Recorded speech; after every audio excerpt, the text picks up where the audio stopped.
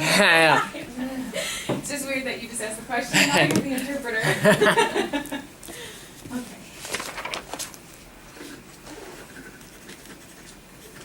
The conference once every 2 years is for everybody to go. Once every 2 years, understand this only happens.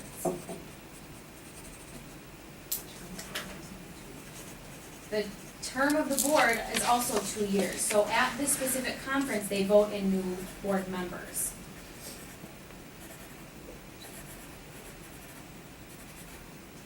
So the board should meet about 4 times each year, preparing up to this conference. Kyle was going into explaining about the round table conference.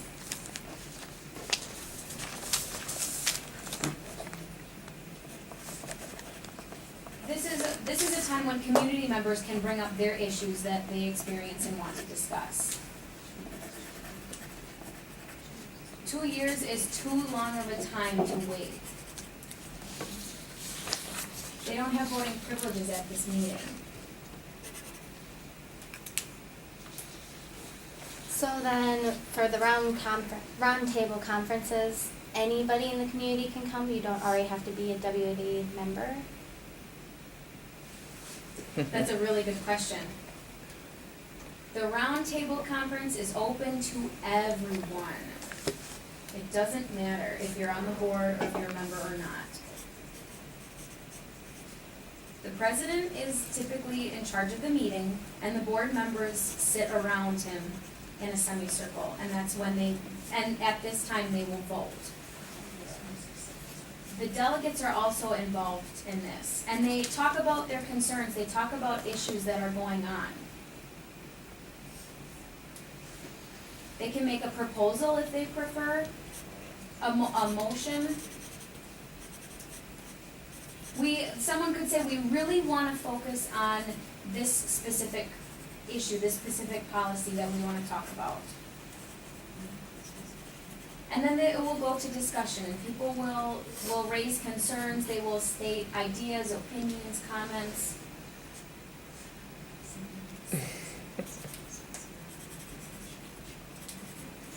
It may go into a debate, and that's a possibility, and that's natural, that's okay. But only the board members get to vote, I just want to make that clear.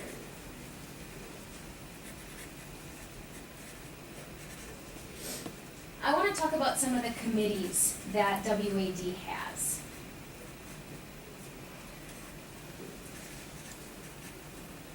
First committee is the Legislative Committee.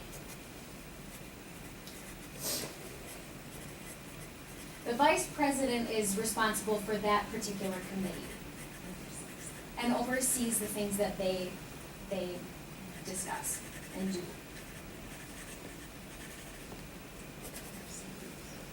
There are subgroups underneath the legislative committee or connected to that as well.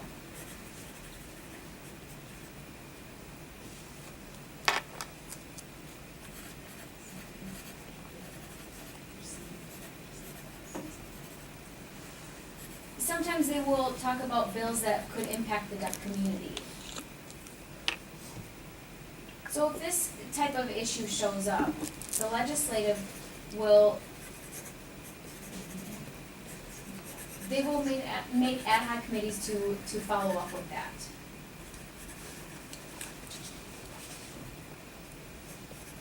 We have a few other committees that are connected to that I want to talk about.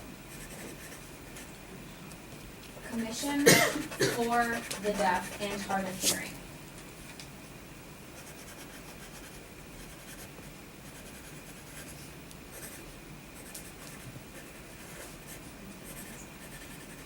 WAD wants a commission.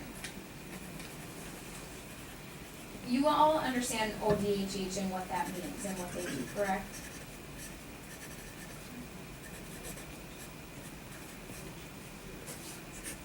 ODHH is at the bottom of the food chain in the bureaucracy of Wisconsin. They can't create legislative rules or be involved in other things.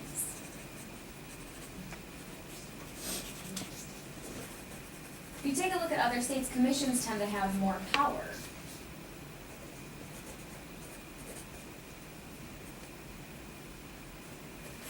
If they notice that a law is not supportive or providing proper access for deaf people, they will go to them and they will say, hey, take a second look at this.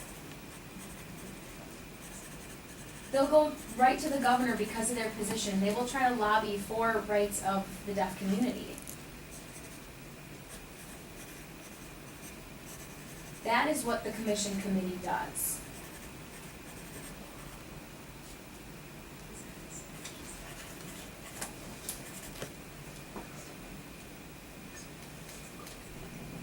If Wisconsin actually establishes a deaf commission, which is different than ODHH, it will actually have more of a bird's eye view of what's going on in the state and have more power to either block or support legislation that supports the deaf community.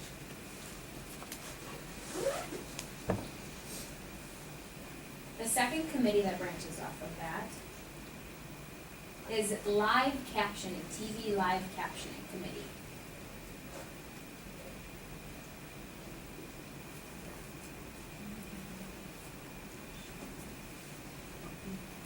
Oh, you recall what happened at the Brookfield Mall? There was a shooting there. When that was going on, people wanted captioning. They wanted to know what was going on. The TV was saying, hello, do not go to the Brookfield Mall. There was a shooting, but there was no captioning of that. There was just a little title underneath. The deaf community was very upset, but also confused at the same time. They were like, I don't understand what's going on. They didn't realize it was unsafe because the captioning was just not sufficient.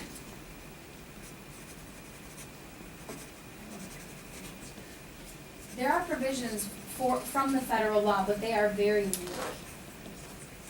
There are a lot of exemptions. We need captionings for live programs. It's important, especially when there's an emergency similar to the Brookfield Mall. The third branch that I'm going to talk, the third committee.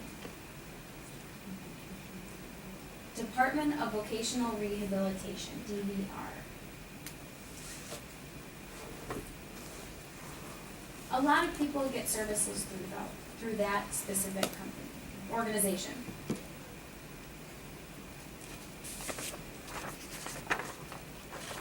Not a lot of deaf people know how to use that or know how to fully utilize that service that they provide.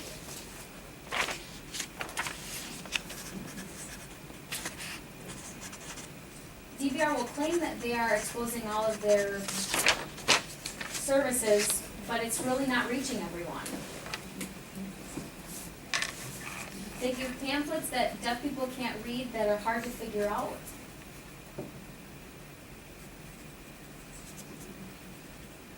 So DVR committee is trying to change that and make that more accessible for deaf people. Time to change.